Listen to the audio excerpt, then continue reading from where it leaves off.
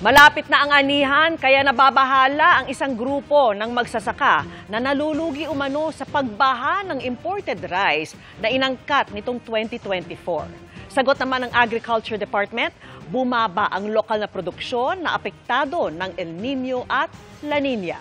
Nakatutok si Bernadette Reyes.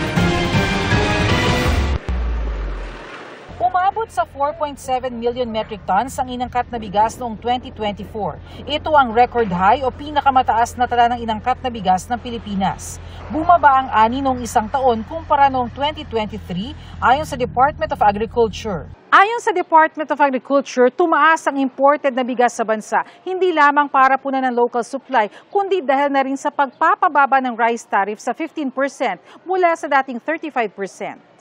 Bagamat tumaas yung importasyon noong 2024, malaki naman yung binaba ng lokal na produksyon. Very significant yung reduction and yung import, of course, compensated dun sa losses natin.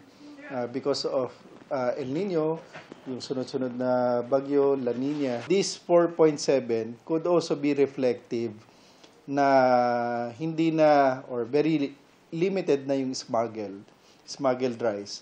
Nababahala naman ang isang samahan ng mga magsasaka dahil maapektuhan daw ang Pilipinong magsasaka ng pag-i-import. Parating na po yung anihan ng palay sa Marso. Baka po itong pagbaha po ng imported rice sa ating merkado, magpapababa talaga ng presyo po ng palay. Hindi naman nakikinabang yung ating mga consumers. Mahal pa rin yung bigas sa palengke. Sa Murphy Public Market sa Quezon City, nasa 60 pesos ang kilo ng ilang imported rice. Same pa rin po. Medyo yung iba nababa, yung iba naman po ay same pa rin price. Kami sa Department of Agriculture, ang pinakamandato at ang focus namin ay ang lokal na produksyon. Yung importation kasi, that's entirely out of the government hand. Para sa GMA Integrated News, Bernadette Reyes, Nakatutok, 24 Oras.